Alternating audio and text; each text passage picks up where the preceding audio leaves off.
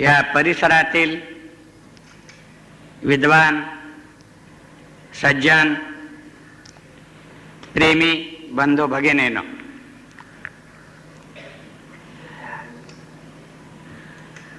जे ज्ञानसत्र आयोजित केलं जातं त्याचा हा पहिला दिवस आहे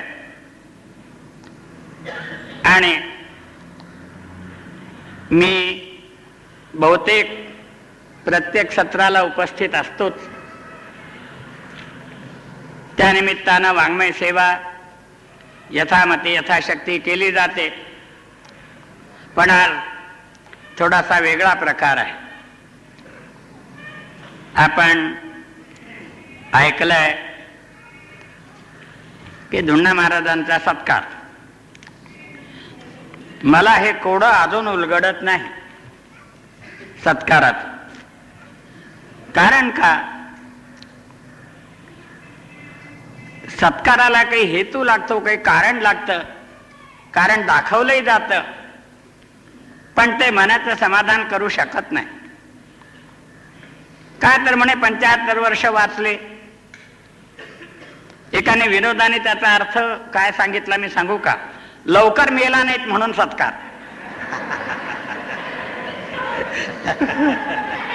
बस.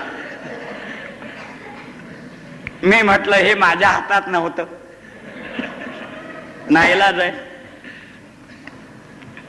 केवळ जगणं हे काही फार महत्वाचं आहे असं नव्हे. बरं, तेही माणसाच्या हातात नाहीये. आम्ही आपल्या अध्यात्म दृष्टीचे लोक आहोत. आम्ही त्याला नियती म्हणतो, अदृष्ट म्हणतो, ईश्वरेच्छा म्हणतो. जी गोष्ट आपल्या हातातली नाही आहे ती घडली तरी तिचा अभिनिवेश आपल्याला घेता येत नाही. काय तर म्हणे धर्मसेवा. मला त्याही बद्दल म्हणायचं आहे की प्रत्येक मानवाचं ते कर्तव्य आहे. धर्मसेवा करणं हे प्रत्येकाचं कर्तव्य आहे. तेव्हा ते कर्तव्य असल्यामुळं ज्याचं ज्याने कर्तव्य केलं त्याबद्दल आणि काही त्याचा तो सत्कार इतरांनी किंवा प्रेमीजनांनी करावा का करू नये हा त्यांचा प्रश्न आहे.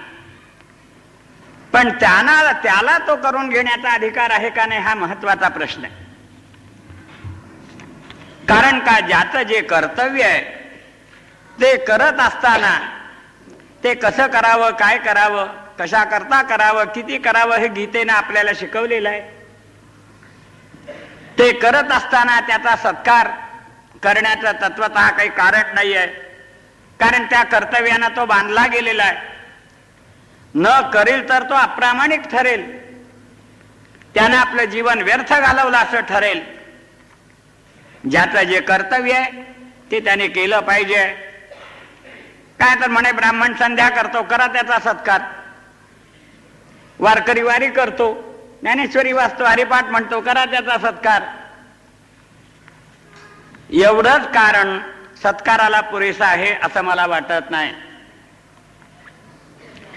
धुंडा महाराजांचा सत्कार काय काय केलं? दिवा लावला धुंडा महाराजाने, म्हणजे ज्ञानेश्वरी सांगितली जन्मभर. बर. ज्या एका संतांच्या घराण्यात जन्म झाला ईश्वराच्या कृपेने, त्यांचं ते कर्तव्य होतं ते यथाशक्य आणि जेवढं आपल्याकडून घडेल तेवढं केलं. एवढे बद्दल मला कोणत्याही दृष्टीने महत्व वाटत नाही. आणि ते स्वांत सुखाय केलं, ते आपल्या स्वतःच्या समाधानाकरता केलं, स्वतःच्या मोक्षाकरता केलं म्हणा, कर्तव्य बुद्धीनं केलं म्हणा, भावनेनं केलं म्हणा. त्याही मुळं आणि सत्कार करून घेण्याची अपेक्षा ही ठेवली गेलेली नाही. मग याला उत्तर एकच मला सापडत आहे की प्रेम आंधळं असतं आणि ते या गोष्टी करवत, दुसरं काय नाही. ते अधिकार पाहत नाही, आवश्यकता पाहत नाही. जसं मूल आहे, केव्हा आईला जाऊन चिकटायचं हे ते घड्याळावर राहून ठरवत नसतं. हे काही निमित्त ते पाहत नाहीये. आईही पण केव्हा त्याला जवळ घ्यायचं याचा टाइम टेबल ठरवित नाही. नव्या युगात काय होत असेल मला माहित नाही, परंतु बहुतेक नाही. हे जसं का हे कोण घडवतं? प्रेम घडवतं. तसं कोणीही सगळेच सगळ्याचा सत्कार करतात असं नाही, केला पाहिजे असंही नाही, करून घेतला पाहिजे असंही नाही. मग असे जे काही प्रसंग घडतात त्याच्या मुळाशी काही आत्मीय भावना, काही प्रेम हेच असतं, अशी एक माझी भावना आहे. असो, त्या दृष्टीने आपण जो काही आजचा हा कार्यक्रम आयोजित केला याबद्दल एक अडचण दुसरी निर्माण होती. आभार मानून मोकळं होण्याची इच्छा नाही. कारण का?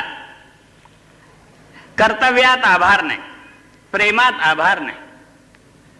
आईनं मुलाला दूध पाजवलं तर मुलगा जर म्हणू लागला मी तुझा आभारी आहे,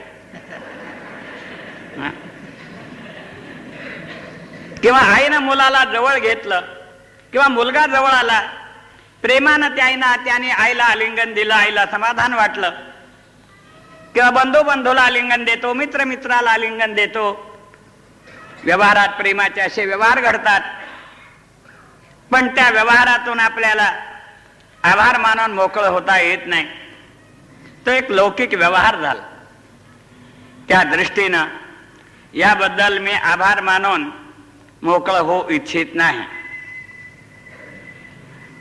माझी एक भावना आहे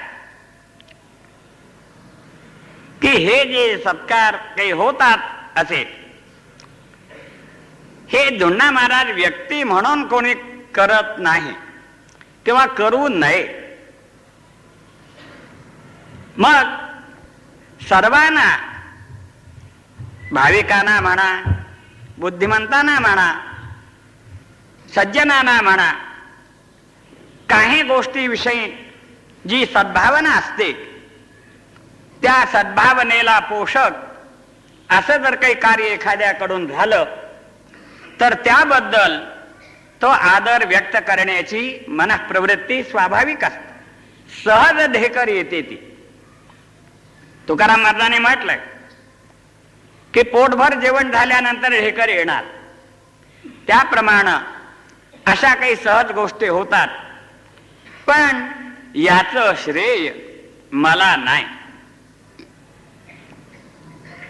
व्यवहारामध्ये असं आहे, काही माणसं स्वतःच्या नावावर जगतात, काही वडिलांच्या नावावर जगतात, काही मातेच्या नावावर जगतात. त्या सुभाषितात पुढे आणखी काही गोष्टी आहेत त्या सांगत नाही मी एवढ्याच पुढे इथपर्यंत जातो. अहो हा कोण आहे? हो, हा आमकीचा मुलगा. तिच्या दृष्टीने याला महत्व येत. ती जर माता प्रसिद्ध असेल, तिच्याविषयी समाजाची आदराची भावना असेल, तर त्या मातेचा जो पुत्र असतो त्याच्याविषयी आदराची भावना होते. कारण का? तिचा सुपुत्र म्हणून. तसं आम्ही आईच्या जीवावर जगणारे लोक, ज्ञानेश्वरी याला आम्ही आई समजतो, ज्ञानेश्वर महाराज आम्ही माऊली समजतो.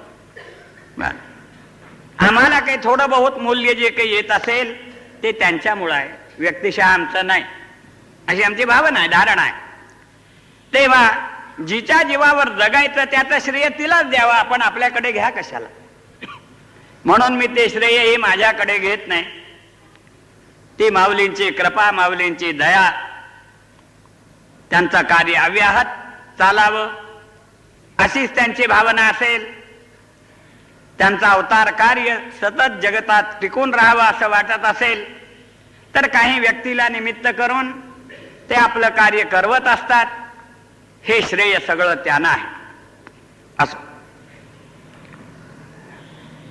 इथे जो ज्ञानसत्राचा कार्यक्रम आयोजित केलेला आहे त्यात या खेपेला विज्ञान विषयावर विद्वान, त्यातल्या तज्ज्ञ अशा व्यक्तींची व्याख्यानं हे ठेवली गेलेली आहेत.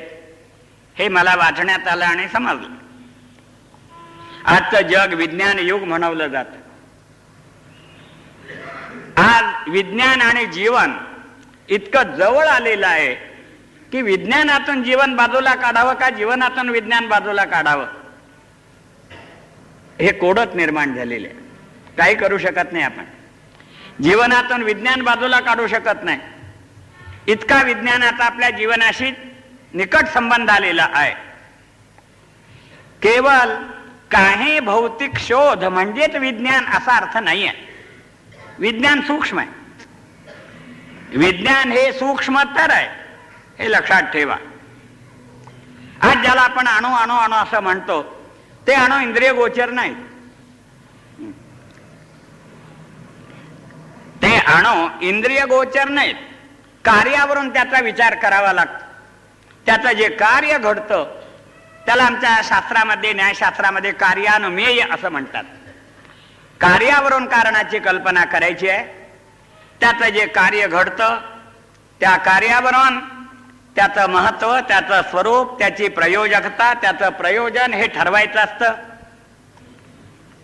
तेव्हा आज जगात विज्ञान वाढतंय आणि मला असं वाटतं ते वाढतच राहणार. ते कधी संपणार नाही. आमचं ज्ञान संपत असतं हे लक्षात ठेव. हे पटणार नाही माझी कल्पना. आमच्या ह्याच्यात आमचं ज्ञान मोक्षापर्यंत गेलं की संपलं. परमात्म्यापर्यंत गेलं की ज्ञान संपलं. पुढे जाऊ शकत नाही. ते त्याची मर्यादा आम्ही ठेवलेली आहे. गीता वाचा, उपनिषद वाचा. बस एक उपनिषद प्रतिपाद्य जे परमात्मा तत्व आहे तिथपर्यंत जीवाचं ज्ञान गेलं की जशी गंगा ही आमची गोदावरी माता आहे, ही बंगालच्या उपसागराला मिळाली की तिचं कार्य संपलं. तिचा प्रवाह संपला. तिचं चलनवलन संपलं. तिचे 2 तट संपले. त्याचं कारण काय आहे ते नंतर पाहू, पण संपतायत. तसं आमचं ज्ञान परमात्म्यापर्यंत गेलं की संपतं. जातं का न जातं हा प्रश्न वेगळा. पण गेलं पाहिजे. गेलं पाहिजे. जाऊ शकतं. अनेकांचं गेलेलं आहे. आणि कसा जायचा तो मार्गही आपल्याला संतांच्या वाङ्मयातून, उपनिषदाच्या वाङ्मयातून आपल्याला तो सापडतोय. कदाचित काही साधक असतीलही, ते त्या मार्गाने प्रयत्न करीतही असतील. आजच्याही काळामध्ये तसा प्रयत्न करणारी माणसं पुष्कळ आहेत. तो स्वतंत्र प्रश्न. पण विज्ञान असं आहे, काय झालं म्हणजे विज्ञान संपेल. आम्ही आमच्या प्रवचनातून विनोदाने काही बोलत असतो, त्यात आम्ही हेच म्हणतो परमार्थ लवकर संपतो, संसार संपत नाही. परमार्थ संपायचं काय आहे? जीवाचं ब्रह्माशी ऐक्य झालं की संपला परमार्थ. मुक्त झाला की संपला परमार्थ. पुढे काही राहतच नाही. गीता सांगते आम्हाला काय आहे, नैव तस्य कृते नार्थो ना कृते नेह कश्चन. त्याला कर्तव्य उरत नाही. तुकाराम महाराज म्हणतात कामना आहे, कामना आहे, झालो पाही रिकामा. अशा स्थिती संपला परमा. काम नाही, रिकामा झालोय. फावल्या त्या करो चेष्टा निश्चल दृष्टा बैसवणे. आता मला कर्तव्य मे न विद्यते किंचित. नैव तस्य कृते नार्थो नित्य तृप्तो निराश्रयः तस्य कार्य न विद्यते. त्याला कर्तव्य उरत नाही, त्याला कर्म उरत नाही. तो कर्मातीत ब्रह्म होतो. कर्मात अकर्म पाहतो, अकर्मात कर्म पाहतो. गीतेची भाषा आहे. अशा एका अवस्थेला गेला की आमचा परमार्थ स्टॉप. संसार केव्हा स्टॉप होतो? काय झालं म्हणजे मेला तरी संसार संपत नाही ना, पुन्हा जन्म आहे. हे आमची परिभाषा आहे. पुन्हा जन्म आहे तो मेलेल्याला येतो का नाही? गीतेवर श्रद्धा असेल तरी येतो. इतकंच नव्हे, अनुमानावर श्रद्धा असेल तरी येतो. कार्यकारण भावावर श्रद्धा असेल तरी येतो. कार्यकारण भाव केवळ श्रद्धा नाही, कार्यकारण भाव अनुमानानं जाणू शकतो आपण, तर्कानं जाणू शकतो. नाही, मी म्हणतो बुद्धीवर श्रद्धा असेल तरी.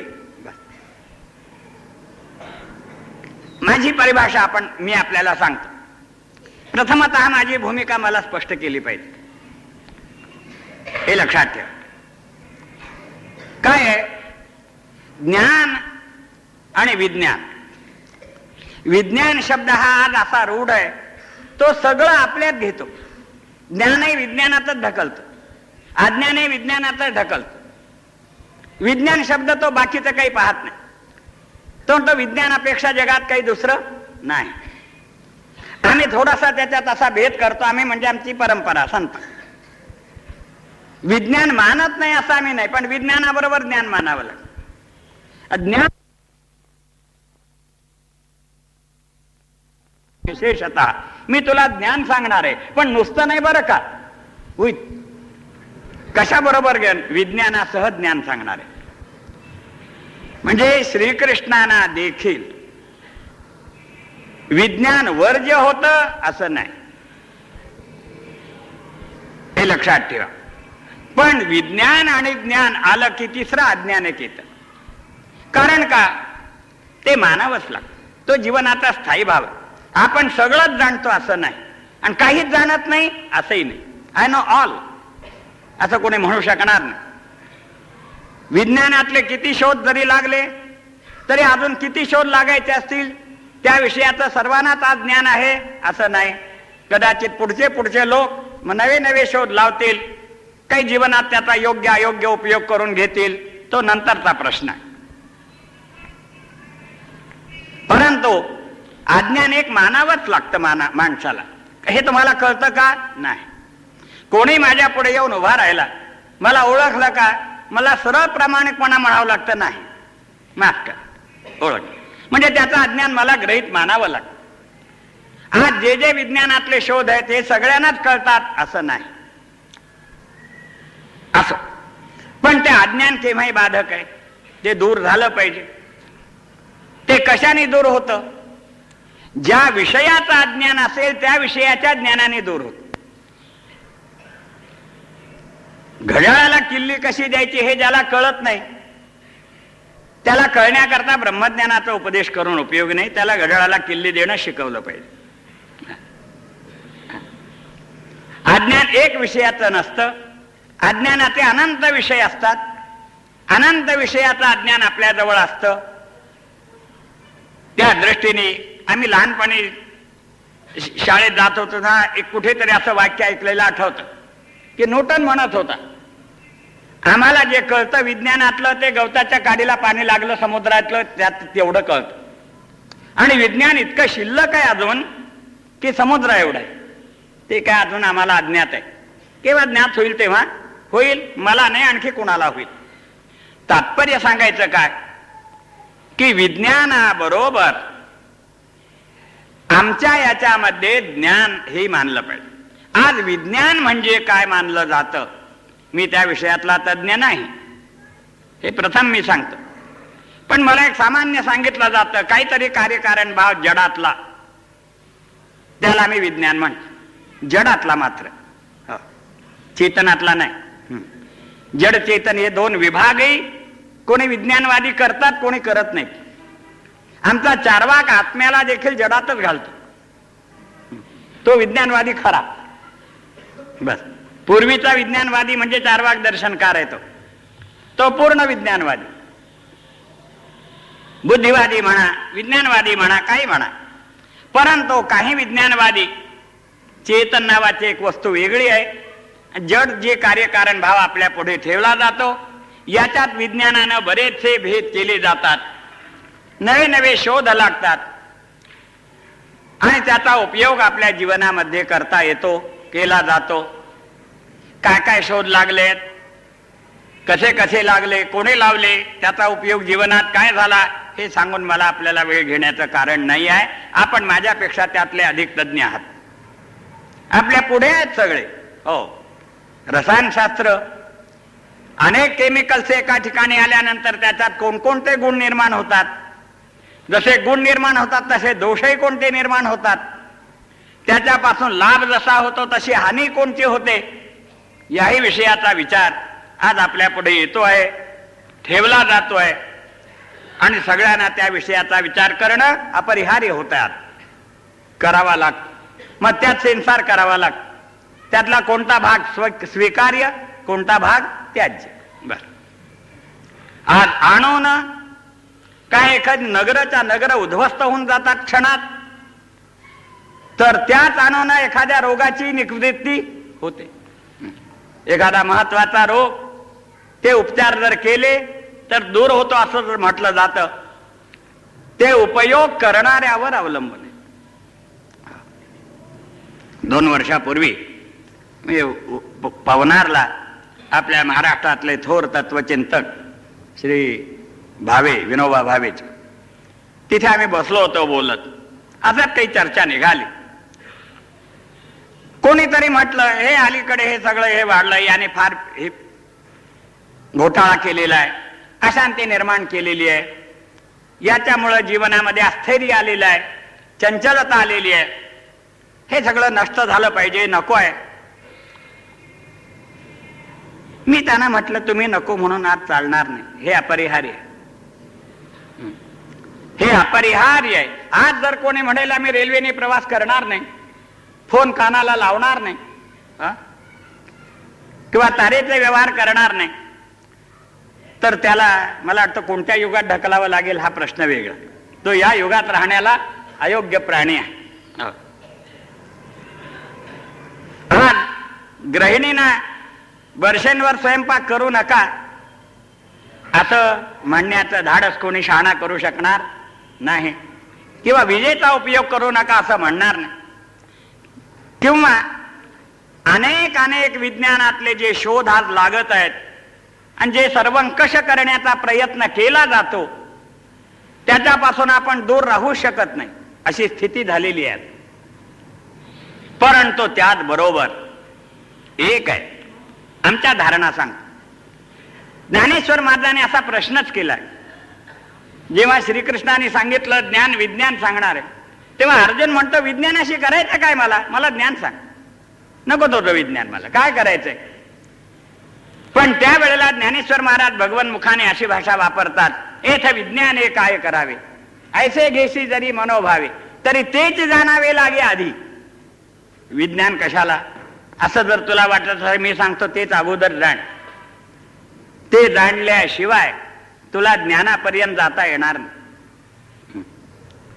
म्हणजे आता प्रत्येक जण ज्ञानेश्वरी वाचणारा किंवा आध्यात्मिक, त्याने आता तुमचे सगळे विज्ञानाचे शोध तपासत बसावेत का, त्याचा अभ्यास करावा का, अशी कदाचित कल्पना येणार कुणाला येईल. त्याचं कारण असेल, ते जाणण्याचं कारण असेल. एखाद्या वस्तूला जाणणं याचा काही पारिभाषिक अर्थ आहे. मला ताप आला, मला कळतो, ताप आलाय, मला कल्पना येते, अंग गरम झालेलं आहे, कसकस वाटते आहे आणि बेचैन वाटते, मलाही कळतं.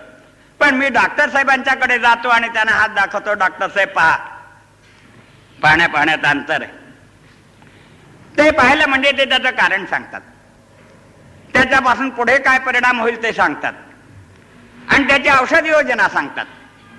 तसं विज्ञान जाणणं याचा अर्थ काय, एखादा शोध लागला त्याचा मी उपयोग करून घेणं, एवढाच विज्ञान जाणणं याचा अर्थ आमचा अभिप्रेत नाही, आमचा.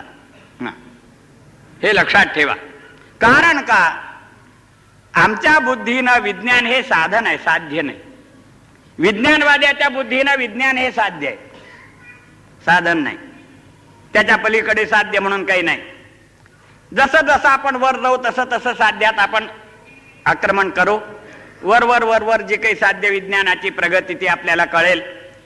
आपलं जीवन असह्य किंवा सुसह्य जसं काही व्हायचं असेल तसं होईल, पण त्याचा आपण योग्य उपयोग करून घ्यायचा. याचं उत्तर काय आहे, ज्यांना विज्ञान हे साध्य वाटतं ते ज्ञानाकडे प्रवृत्त होत नाही. तेव्हा विज्ञान हे फक्त जीवनाचा एकांगी विचार करणार आहे अशी आमची धारणा आहे. जीवनातच विज्ञान, विज्ञान हे जीवनच आहे, ज्ञान हे जीवनच आहे, पण अज्ञान हे पण जीवनच आहे. जीवनातून आपण हे काही बाहेर बाजूला काढू शकत नाही. अज्ञान दूर करता येईल, पण ज्या वेळेला ते अज्ञान आहे त्यावेळेला ते जीवनच आहे एक प्रकार. कारण का, आमचं ज्ञान इतकं व्यापक आहे, विज्ञानातही ज्ञान शब्द आहे. ज्ञान शब्द बाजूला काढला तर विज्ञान शब्दच उरणार नाही. अज्ञानातही ज्ञान शब्द आहे. अज्ञानातून ज्ञान बाजूला काढलं तर अज्ञान शब्द उरणार नाही. नापास व्हायलाही बुद्धी लागते.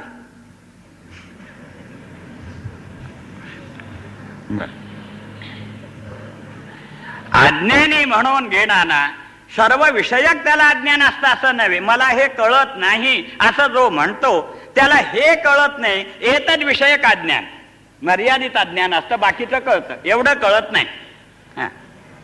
म्हणजे त्याला आपल्या अज्ञानाचं देखील ज्ञान असतं. जड आणि चेतनातला, जीवातला आणि जडातला एवढाच भेद आम्ही करतो. ही वस्तू आहे, जड आहे, मी अमुक आहे किंवा अमुक नाही हे त्याला कळत नाही. म्हणजे आपलं ज्ञानही नाही, अज्ञानही नाही, काही नाही. पण चेतनच मनुष्य असा आहे, जीव म्हणा, तो आपला अज्ञान ओळखतो. मला एकाने विचारलं, परमार्थ का, ज्ञान का? तुम्हाला अज्ञान आहे, अज्ञानाची ओळखण आहे, ते दूर व्हावं वाटतं म्हणून ज्ञान. बस. जर अज्ञानाची ज्याला ओळख नाही, मी अज्ञानी असं ज्याला वाटत नाही, अहो मी रोगी आहे असं ज्याला वाटत नाही, तो डॉक्टरकडे जातच नाही. डॉक्टरकडे तोच जातो की मी आजारी आहे. आपल्या रोगाचं त्याला ज्ञान झालं पाहिजे. फक्त अज्ञान कशाचं पाहिजे? औषध योजनेचं. औषध योजनेचं अज्ञान आणि रोगाचं सामान्य का होईना ज्ञान, विषय ज्ञान ते डॉक्टरना असतं. राग तो ताप कोणत्या पद्धतीचा आहे, प्रकारचा आहे, त्याचे पोटभेद काय आहेत वगैरे वगैरे ते ज्ञान असं. तेव्हा हे सांगण्याचं सर्व कारण असं आहे की विज्ञान आणि ज्ञान या दोघांचे जे परस्पर संबंध आहेत ते संबंध लक्षात आले पाहिजेत, लक्षात घेतले पाहिजेत. कारण का? माझ्या बुद्धीनं एकच कारण आहे त्याचं. विज्ञान आपल्या जीवनाचे सगळे प्रश्न सोडवू शकत नाही. मुख्य महत्वाचा मुद्दा आहे आमच्या बुद्धीनं. जीवन अनेक प्रश्नाची समस्या म्हणजे जीवन. मला एकाने विचारलं, संसार म्हणजे काय आहे? न पुसलं जाणारं प्रश्नचिन्ह. व्याकरणाच्या भाषेत बोलायचं झालं तर एक प्रश्नचिन्ह आपण जर दूर करू लागलो तर 10 प्रश्नचिन्ह निर्माण केली जातात. पूर्णविराम नाही, फुल पॉइंट नाही, स्वल्प विराम आहे का नाही देव जाणे. पण प्रश्नचिन्ह मात्र अनेक निर्माण होतात. तेव्हा जीवन म्हणजे अनेक प्रश्नचिन्हाने युक्त आपलं असतं. कारण जीवन व्यापक आहे, जीवन मर्यादित नाही, जीवन विस्तृत आहे. जीवन संकुचित केलं तेवढं होतं आणि व्यापक केलं तेवढं. ज्ञानेश्वरांच्या भाषेत बोलायचं झालं, विश्वाचे माझे घर हे जीवनच आहे. बर. आणि मला घरच नाही असं म्हणणं हेही जीवनच आहे. मला कुठेच जागा नाही, मला कुठेच घर नाही हे म्हणणारही जीवन जगतोय. आणि विश्वाचे माझे घर म्हणणारही जीवन जगतोय. कारण जीवनाचं इतकं स्वरूप असं व्यापक आहे. जीवन मर्यादित नाही. त्याला मर्यादित जर आपण करू लागलो, मर्यादित ठरवू लागलो तर ते आपलं अज्ञान ठरेल. आपण जीवनाचं ओळखलं नाही. परमार्थ, परमार्थ म्हणजे काय? केसाची लांबी वाढवणे, कपड्याचा रंग बदलणे किंवा बाह्य काही वेश, याला आमच्यात महत्व नाही. मूल्य जीवनाचं यथार्थ मूल्य जाणणे. आपण जे जीवन जगतो त्या जीवनाचं यथार्थ स्वरूप आणि यथार्थ मूल्य जाणणं हे ज्ञानाचं कार्य आहे. विज्ञानवादी म्हणतात हेच विज्ञानाचंही कार्य आहे. पण विज्ञान हे जीवनाचे सगळे प्रश्न सोडवू शकत नाही. आपल्या जीवनाच्या काही समस्या आहेत. पूर्वीही पण विज्ञान होतं, वेगळ्या स्वरूपात असेल. विज्ञान नव्हतं असा काळच नव्हता माझ्या बुद्धीनं. पंचभूत अनादी आहेत, पंचभूताचे सूक्ष्म द्रव्य अनादी आहेत, त्यांचे परस्पर संघर्ष अनादी आहेत. आमचा तार्किक हा परमाणूपर्यंत विचारानं गेलेला आहे. परंतु त्याला देखील एक अडचण पडली शेवटी.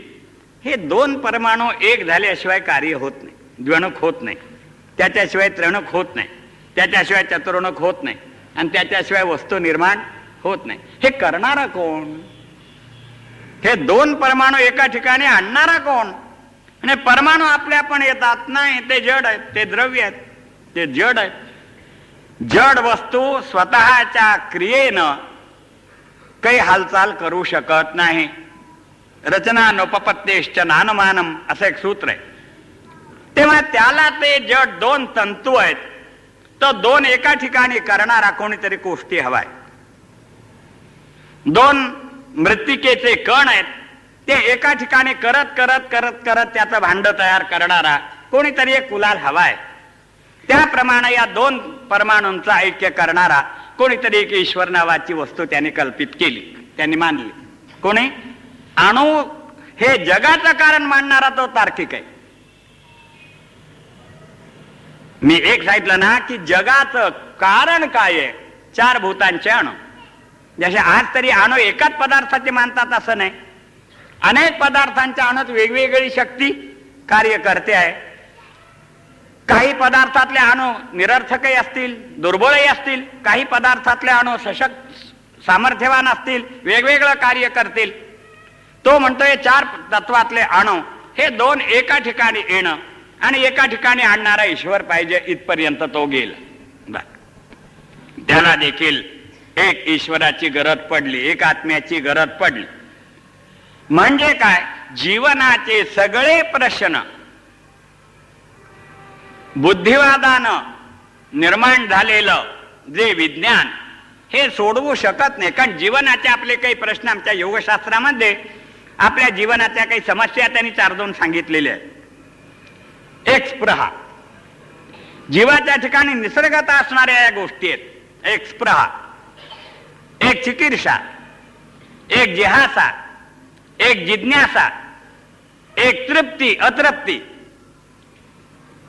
आणि निर्भयता.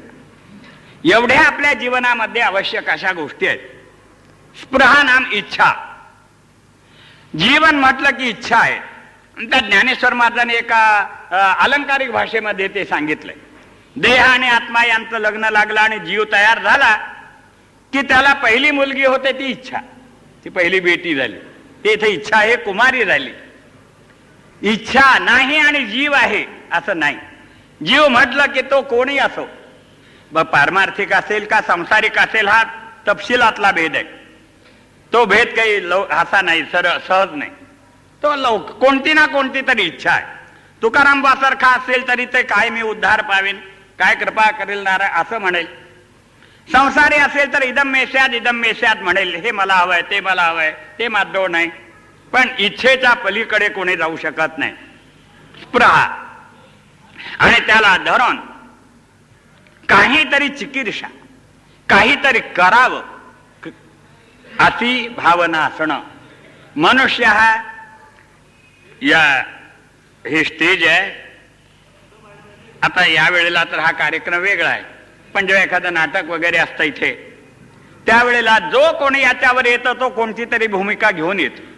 विना भूमिकेच्या या रंगमंचावर येण्याचा कुणालाही अधिकार नाही. त्याप्रमाणे या जगाच्या रंगमंचावर जो जीव आला तो कर्ता बनून आला असं ज्ञानेश्वर महाराज सांगतात. कर्ता येणे नामे बोली जे जीव, कर्तृत्वाची भूमिका घेऊन आला तरच तो या स्टेजवर येऊ शकतो, नाहीतर कोणताही जीव या स्टेजवर येऊ शकत नाही. चिकीर्षा त्याला म्हटलं जातं. कोणता कर्म करावं यात विकल्प आहे, यात संशय आहेत.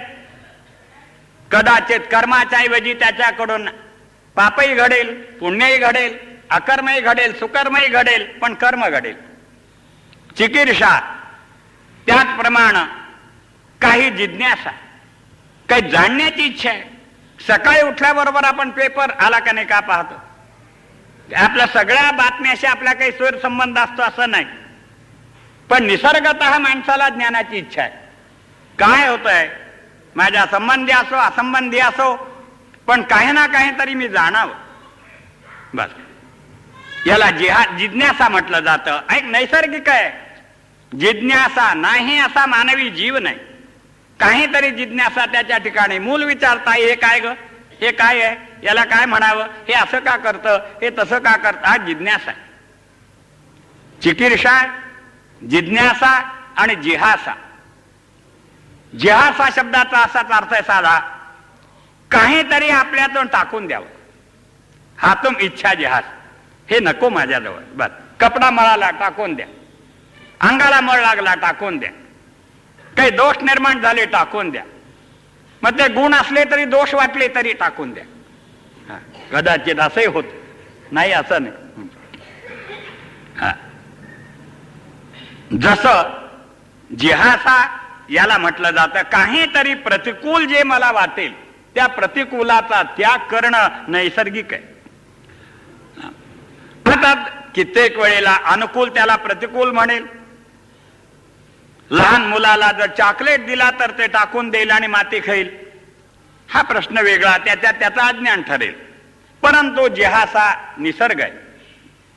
चिकीर्षा, जिज्ञासा, जिहासा, स्पृहा, त्याचबरोबर अतृप्ती, एक जीवनात नैसर्गिक अतृप्ती आहे. आणि ती अतृप्ती या शब्दाचा असाच अर्थ होतो की तृप्त झाली पाहिजे, अतृप्ती न राहिली पाहिजे. मी तृप्त राहिलो पाहिजे, हे मला मिळालंच पाहिजे. न मिळालं तर मी अशांत राहीन.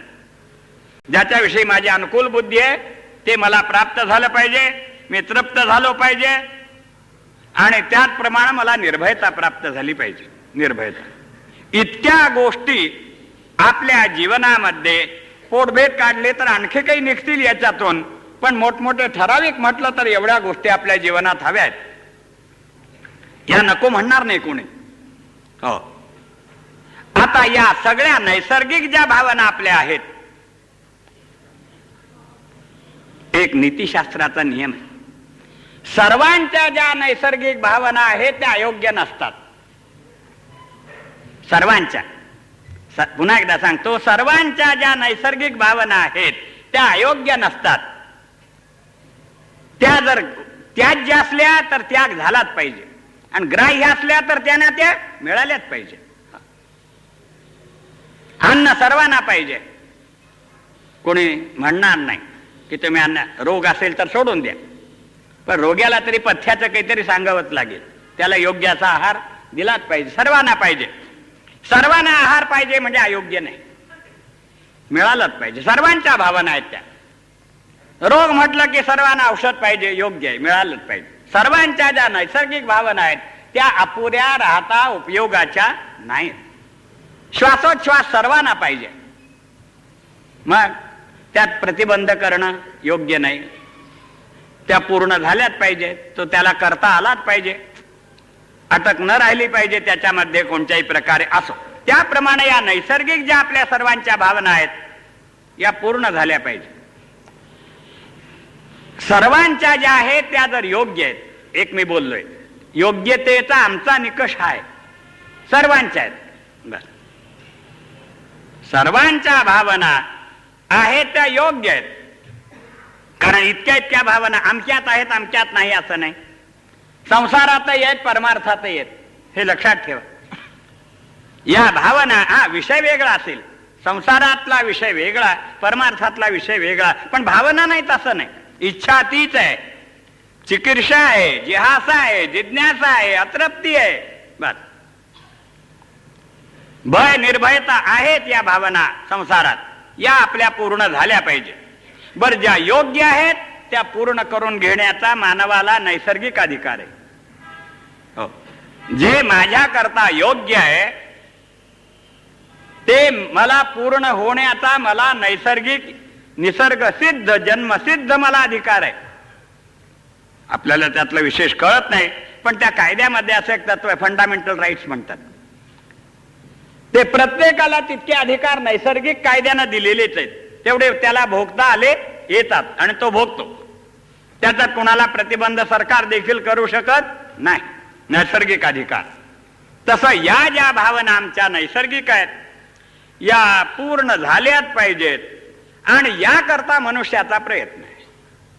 बुद्धिमान असो, निर्बुद्ध असो, शास्त्रज्ञ असो, अशास्त्रज्ञ असो, संत असो, पंत असो, कोणी असो, सर्वांचे प्रयत्न कमी अधिक प्रमाणात या करतायत. परंतु दुर्दैव असं आहे की या ज्या भावना सर्वांशानं माझ्या पूर्ण झाल्या असं म्हणणारा सापडणं मात्र कठीण आहे. हे लक्षात ठेव.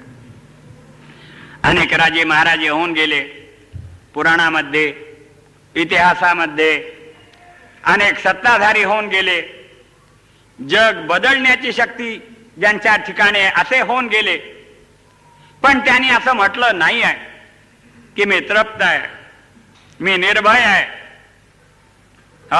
जेवढं काही टाकायचंय तेवढं मी टाकून मोकळा झालोय, आणि जेवढं काही मिळवायचंय तेवढं मी मिळवून मोकळा झालेलो आहे. आता मला मिळवण्याचं काही उरलं नाही, टाकण्याचं काही उरलं नाही, मी तृप्त आहे, मी निर्भय आहे. जर सर्वांच्या या भावना आहेत आणि त्या नीतिशास्त्राच्या दृष्टीने योग्य आहेत आणि त्या पूर्ण होण्याचा त्याला नैसर्गिक अधिकार आहे, असं आमचं तत्वज्ञान आम्हाला सांगतं.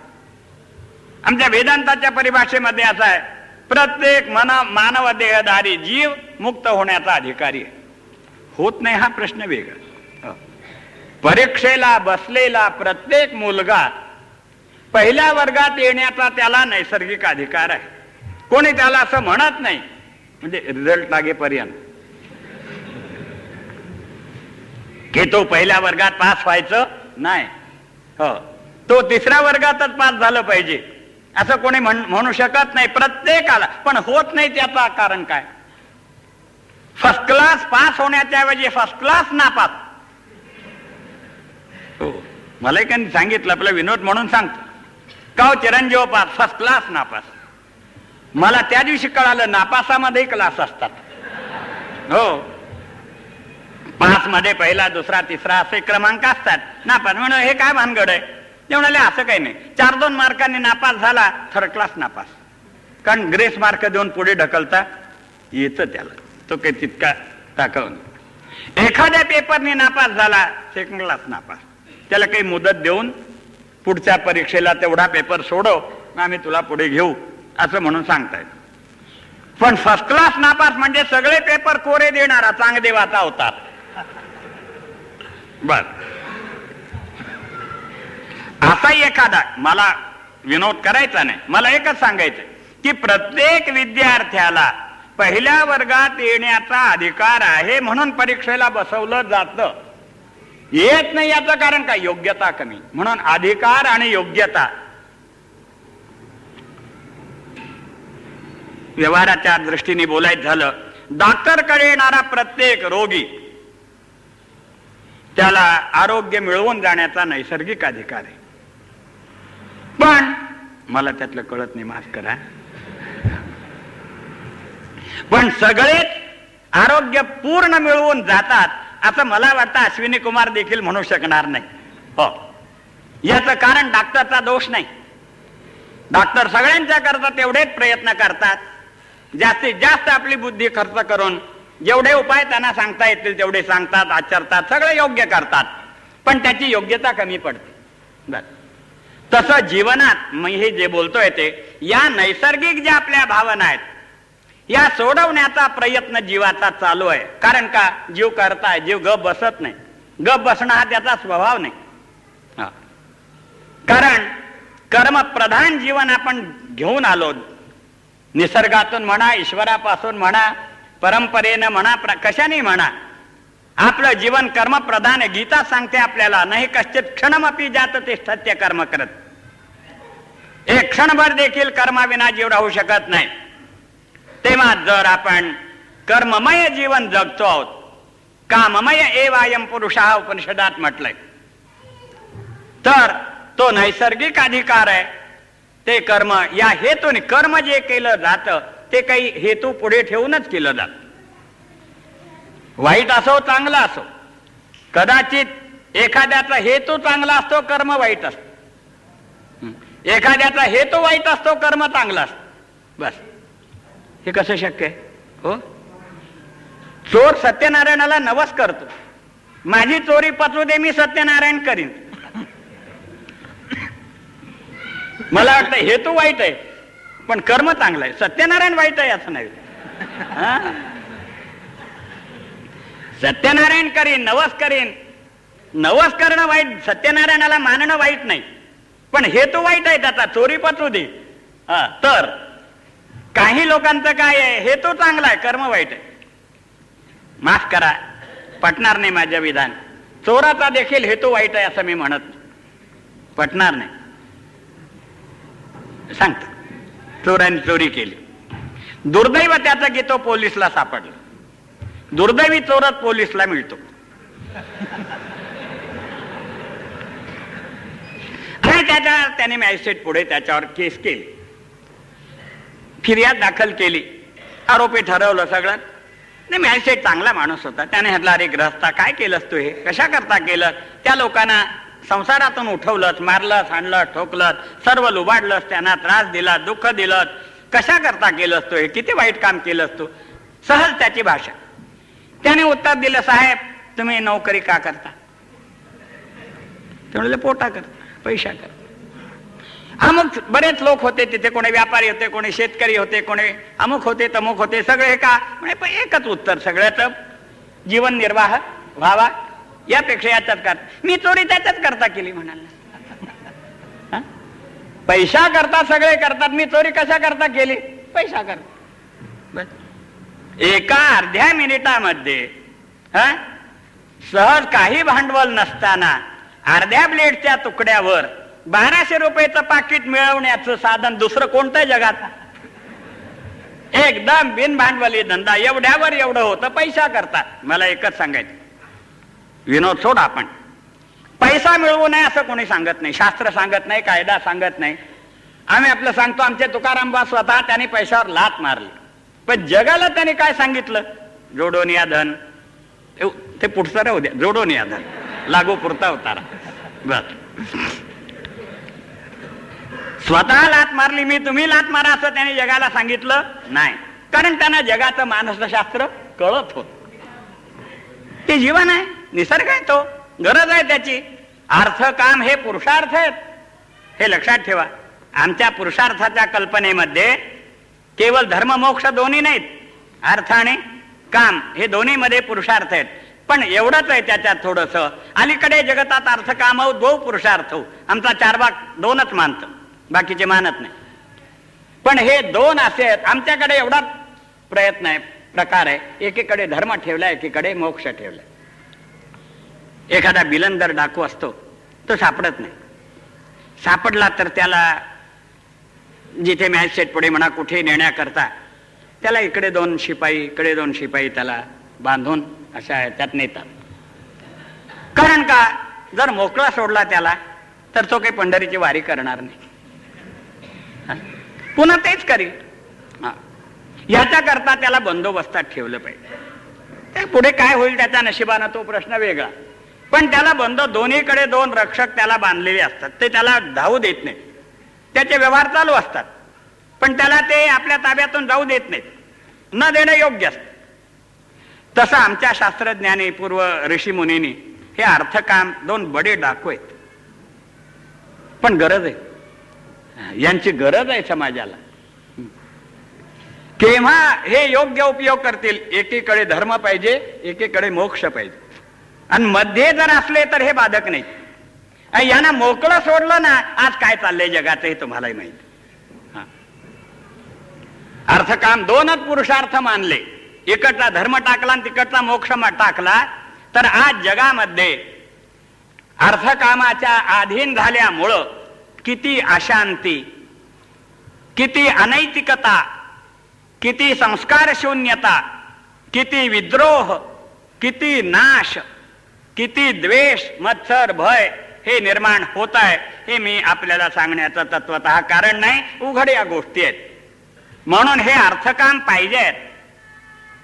त्याप्रमाणे मी काय बोलत होतो की जर मानवी जीवन असा आहे, त्याच्या इच्छा पूर्ण झाल्या पाहिजेत, त्याकरता तो प्रयत्नशील आहे.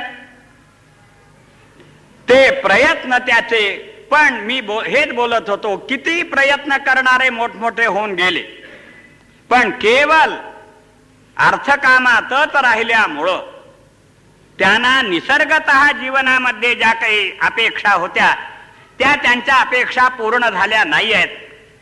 तेव्हा त्या पूर्ण होणं, आता निसर्गतः अपेक्षा पूर्ण झाल्या नाही आहेत, मी पहिल्यांदा एक सिद्धांत सांगून गेलो आपल्याला, जे नैसर्गिक आहे, जे स्वाभाविक आहे, जे सर्वाकरता आहे ते पूर्ण झालं पाहिजे. माझा एक मुद्दा चालला होता की चोराचा देखील हेतू वाईट नाही, पण त्याला आपण चोर का म्हणतो? साधन चुकलं. कॉपी करून पास होणाऱ्या मुलाचा हेतू वाईट आहे का? पास होणे. अभ्यास करून मुलगा काय करतो? पास होतो.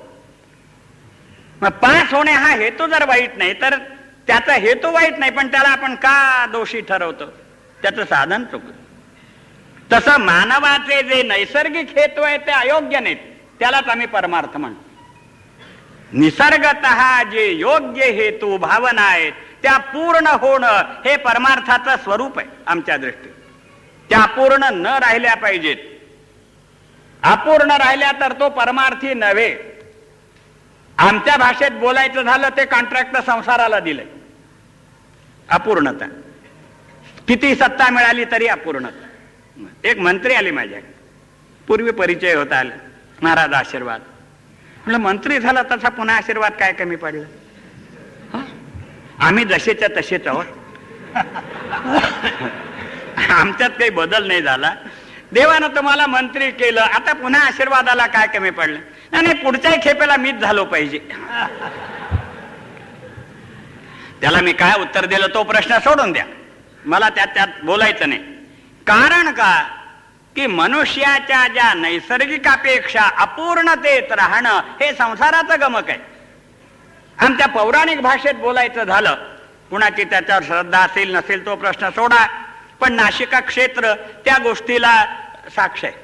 रावण इथेच आला होता म्हणे आणि त्याने इथून सीतेला नेलं. वास्तविक रावणाला काही कमी नव्हतं. सीते विना रावणाचं अडलं नव्हतं. तो अनमॅरिड नव्हता, उमेदवार नव्हता की त्याला काही वर्तमानपत्रात जाहिरात देण्याचा प्रसंग किंवा एखादी बायको एखाद्याची बायको पळवण्याचा प्रसंग असा असंतुष्ट आत्मा तो नव्हता. त्याला पुष्कळ बायका होता. ती संख्या सांगेन तर तुम्हाला ते खोटं वाटेल, मी सांगून ते घेत नाही. पुष्कळ आहे, ते रामायण वाचा, हजारोनी सांगितलंय. खरं खोटं दे, पण होत्या पुष्कळ बायका होत्या हे खरं. पुष्कळ मुलंही होती, संपत्ती पुष्कळ होती. बरं, सगळं सत्ता भरपूर, शक्ती भरपूर, सामर्थ्य भरपूर, पुन्हा न सांगतात हे सगळं खरं. पण तो आपल्या या नैसर्गिक भावना मिळवू शकला नाही, म्हणून त्याला थोडा वाममार्गाचा अवलंब करावा लागला, केला आणि आपलं जीवन सगळं उद्ध्वस्त करून घेतलं. अशा पुराणामध्ये शेकडोनी कथा आहेत, इतिहासामध्ये शेकडोनी कथा आहेत. बस, परदेशात असो आपल्या देशात असो, राजे महाराजे यांच्या ज्या कथा आहेत त्या अशा पुष्कळ आहेत. बस, एक महात्मा होते, ते बसले होते. कोण एक माणूस आला आणि त्याने त्यांच्या पुढे 2 पैसे ठेवले. त्यातलं बुवा, का रे हे 2 पैसे कशाला ठेवलेस माझ्या पुढे? तू घे, मला पण. तर म्हणलं मला का दिले? तर म्हणलं तुम्ही भिकारी आहात, तुमच्याजवळ काही नाही म्हणून मी दिले. याने सांगितलं मी भिकारी आहे, तुला म्हटलं होतं का? मी भिकारी, मला दे म्हणून तुझ्या पुढे मी हात पसरला होता का? पण मला दिसलं. तुला दिसणं खरं का मला वाटणं खरं? मी तुला भिकारी दिसलो का मी भिकारी असं मला वाटतं? मला वाटत नाही. मी काही तुझ्या पुढे हात पसरला नाही, मला नकोय. मग जो भिकारी असेल त्याला दे. तर म्हणलं आता हा याच्याजवळ काही दमडा नाहीये, अंगावर कपडे नाहीत, हा भिकारी नाही तर याच्यापेक्षा आणखी भिकारी जगात हुडको केव्हा मी? मला तर हाच भिकारी आला, घर नाही, दार नाही, झाडाखाली बसलेला आहे, नुसती लंगोटी आहे, पुढे काही पात्र नाही, काही नाही. याला जर मी भिकारी नाही म्हणू तर म्हणू कुणाला? तितक्यात पाहिलं तर गर्दा येत होता, माणसं येत होते काही, आणि त्यात राजेसाहेबांची स्वारी येत. तो एक म्हणे भिकारी चाललाय, त्याला दे. हा म्हणलं राजा भिकारी, तुला काय करायचं मी सांगतो. तो गेला. ओ खडे करो, खडे हो, खडे राहो, खडे राहो. काय हे 2 पैसे का? तुम्ही भिकारी आहे. हा, राजा म्हणतो मी राजा आहे आणि मला भिकारी म्हणतो. संतापला. कुणालाही वाटेल, भिकाऱ्याला भिकारी म्हणणं बरं वाटत नाही. हो, भिकाऱ्याला भिकारी म्हणणं जर राग येतो तर राजाला राग येणार कशावर? हे पहा, मी जबाबदार नाही. तो झाडाखाली बसला एक साधू, तो म्हणतो तुम्हाला भिकारी. मला भिकारी म्हणणारा जगतात कोणीतरी आहे, त्याला जिज्ञासा उत्पन्न झाली, मी भिकारी कसा, त्याच्या दृष्टीने का होईना पण मी भिकारी कसा. तो आला तिथे, हे बसले होते आपले रमतेराम आनंदात, हात उतरला. आपण मला भिकारी म्हटलं. हो, मी भिकारी कसा, मग मी राजा आहे. बस पडलं. आपण कुठे निघालात? त्याने विचारलं, आपण राजा आहात, आपण निघालात कुठे? म्हणजे युद्धाला. युद्ध कुणाबरोबर करणार? तो दुसरा एक राजा आहे त्याच्याबरोबर. का करणार? त्याची संपत्ती मला मिळवायची, त्याचं राज्य मला घ्यायचं आहे. म्हणजे तुझ्याजवळ काही नाही, म्हणजे भिकारी. याचा अर्थ जरी आहे ते जर पुरत नाही तर नाही आणि आहे याच्यातली लक्ष्मण रेषा पुसून टाका. लक्षात आलं काय? ठेविले अनंत तैसेचे राहावे, आमचे पूज्य सोनोपन म्हणत असत. हे तुकाराम बुवाने म्हणावे. हो, ठेविले अनंत तैसेचे राहावे हे सगळे म्हणतात का? एका आकड्यापुढे किती शून्य झाली म्हणजे माणूस देवाला नोटीस देईल की बस बस बस बस देवा, आता पुरे करा, आता पाठवू नका, फार झालं. तात्पर्य सांगायचं काय आहे? माझ्याजवळ जे आहे ते काहीच नाही, अपुर आहे म्हणजे शून्य आहे, त्या जागी शून्य. आणि मी जर कोणत्याही रूपाने हात पसरू लागलो तर भिकारी म्हणायला काय हरकत आहे? म्हणजे अतृप्ती. याचा अर्थ माझा असा आहे, अतृप्ती. ही अतृप्ती या अशा ज्या नैसर्गिक अपेक्षा जीवनात आहेत, हे विज्ञानानं पूर्ण केल्यात का?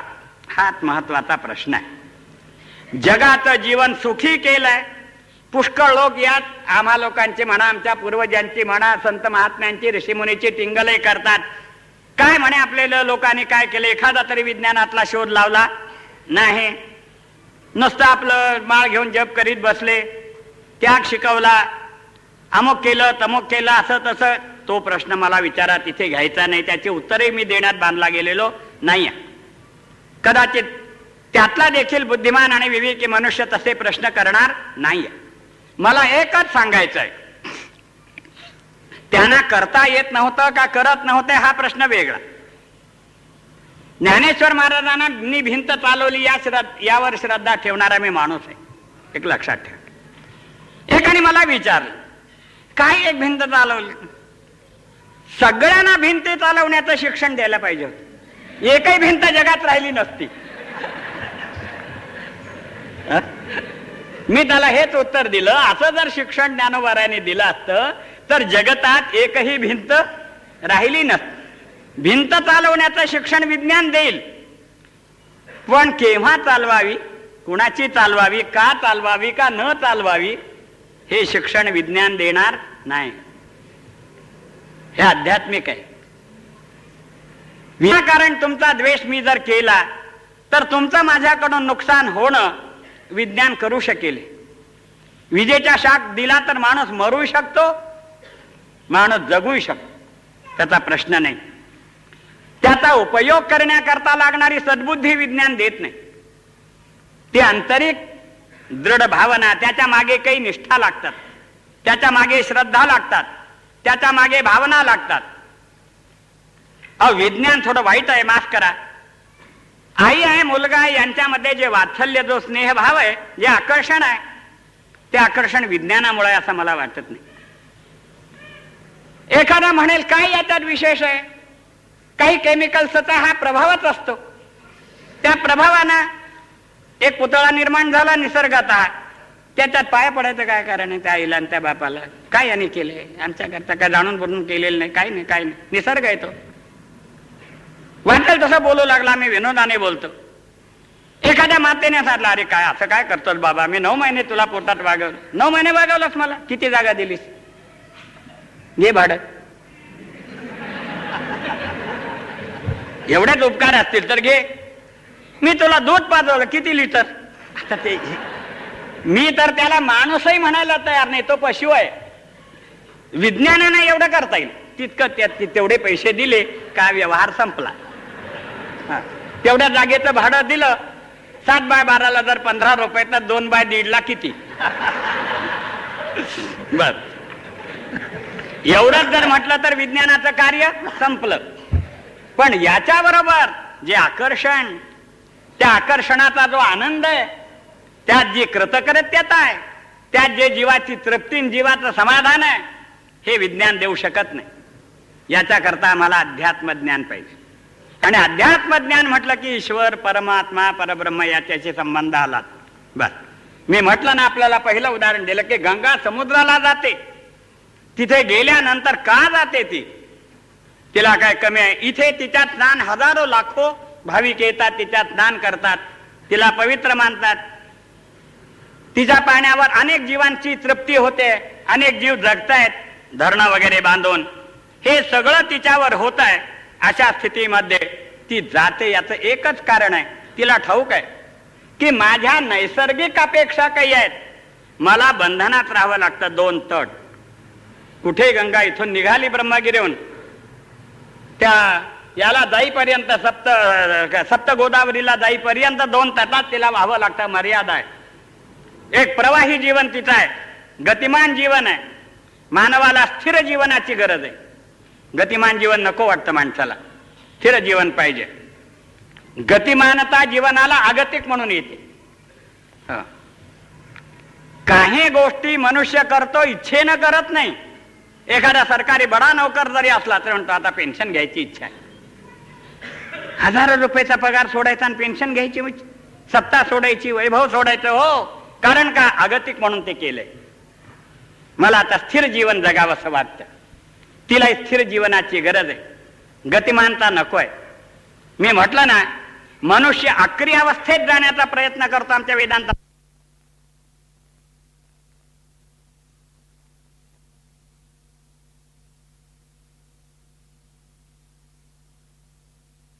लवकर क्रिया संपावी, धाव लवकर संपावी.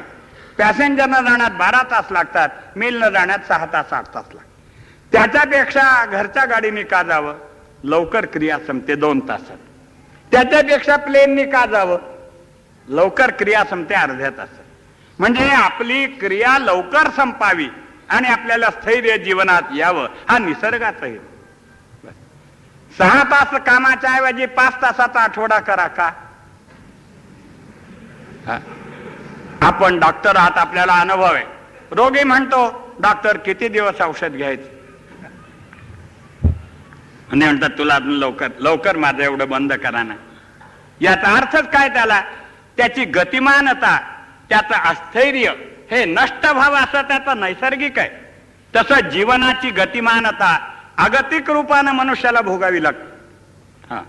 पण स्थैर्य जीवनात पाहिजे, शाश्वत मूल्य जीवनात पाहिजे. ते संसारात आपल्याला मिळत नाही. म्हणून तर तत्वज्ञान, म्हणून ईश्वर भाव, म्हणून अध्यात्म भाव, म्हणून सर्व ब्रह्म भाव किंवा वासुदेव सर्वमिती समात्मा सुदुर्लभा विश्वच माझे घर, अस्थैर्याचा प्रसंगच नाही. माझ्या जीवनात अस्थिरता येण्याकरता आपण मला वेगळे वाटले पाहिजेत, कोणीतरी मला वेगळा वाटला पाहिजे, प्रतिकूल वाटला पाहिजे, तर तो अस्थिरता निर्माण करेल.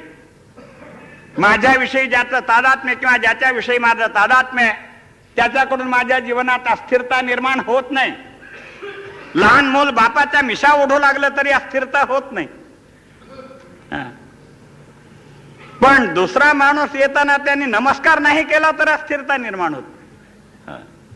याचं कारण काय असतं? तादात्म्य. जिथे तादात्म्य आहे तिथे अस्थैर्य नाही. विज्ञान हे तादात्म्य निर्माण करू शकत नाही. विज्ञान भोगवाद निर्माण करत, भोग वाढवत, अनेक भोग. थोडस जर पाहिलं तर विज्ञानाची गरज देखील मला याच्याच करता वाटत की माझ्या शरीराची क्रिया हा लवकर कमी व्हावी. मला इथून तिथे जायचं, त्याच्या फोन उचलला, कानाला लावला की मुंबईशी माझा संबंध, तेवढी क्रिया वाचली माझी. म्हणजे माणसाचं विज्ञानाकडे देखील पाहण्याचा दृष्टिकोन हाच आहे. लक्षात आलं का की मी तिथे जाऊन एकदा सहज एका कामाकरता मी मुंबईला गेलो. ज्यांच्याकडे गेलो ते म्हणाले, महाराज तुम्ही कशाला आला? फोन केला असता मला तर मी हे आपली सेवा, आपल्या आज्ञेचं पालन केलं असतं. कशा करता एवढं केलं? याचा अर्थच असा आहे की माणसाला विज्ञानाकडे पाहण्याची देखील नैसर्गिक दृष्टी आध्यात्मिक आहे. विज्ञान मला सुखाला कारण झालं पाहिजे, माझं जीवन मला सह्य झालं पाहिजे, माझ्या जीवनातले दोष गेले पाहिजेत, माझ्या जीवनातली प्रतिकूलता गेली पाहिजे, जे प्रतिकूल ते मला अनुकूल झाले पाहिजेत. याच करता विज्ञानाची खटपट आहे. पण दुर्दैव असं आहे की ज्यांच्या हातात, मी ते जे आता बोललो होतो ना की विनोबाजी भावेंचं याची चर्चा चालू असताना मी त्यांना हे म्हटलं की आज विज्ञानाचा विद्वेष करून चालणार नाही. फक्त विज्ञान चांगल्या माणसाच्या हातात असावं एवढंच मला मान. हा, मत्सरी, द्वेषी, स्वार्थी, लोभी अशा पुरुषाच्या हातात आज विज्ञान गेल्यामुळं 2 नगरं बेचिराख झाली. आणखी काय काय घडत असेल, घडलं असेल ते आपल्या सर्वांना माहिती आहे. म्हणजे त्याचा योग्य उपयोगाच्या ऐवजी अयोग्य उपयोगच अधिक होतो. याचं कारण ज्ञानेश्वरांनी म्हटलंय, कुमारी हाती दिलेली शस्त्रे. लहान मुलाच्या हातात चाकू दिला, चाकू वाईट नाही, पण त्याचा हाताळण्याची क्रिया त्याला ज्ञात नाही. त्याप्रमाणे विज्ञान हे अध्यात्माशी समरस व्हावं. अध्यात्म आणि म्हणून ज्ञान, तुझं ज्ञान सांगेन तैसे विज्ञानीच. ज्ञानेश्वर महाराज जे म्हणाले की विज्ञानासह वर्तमान ज्ञान, म्हणून त्याने ज्ञान, अज्ञान, विज्ञानाची 3 लक्षणं सांगितली. परमात्म्याला जाणणं याला मी ज्ञान म्हणतो, संसाराला जाणणं याला विज्ञान म्हणतो, आणि देवालाही न जाणणं आणि संसारालाही न जाणणं याला अज्ञान म्हणतो. यात काय झालं पाहिजे? अज्ञान अवघे हरपे. अज्ञान संपूर्ण गेलं पाहिजे, त्यात मात्र काही शिल्लक राहता उपयोगाचं नाही. 1 मार्क जरी कमी पडला तरी नापासपणाचा शिक्का येतो. बस एवढ्या अंशात जरी माझं अज्ञान असलं तरी ते अज्ञान सर्व अंशामध्ये घातक होतं. अज्ञान सगळं गेलं. आणि विज्ञान निशेष करपे.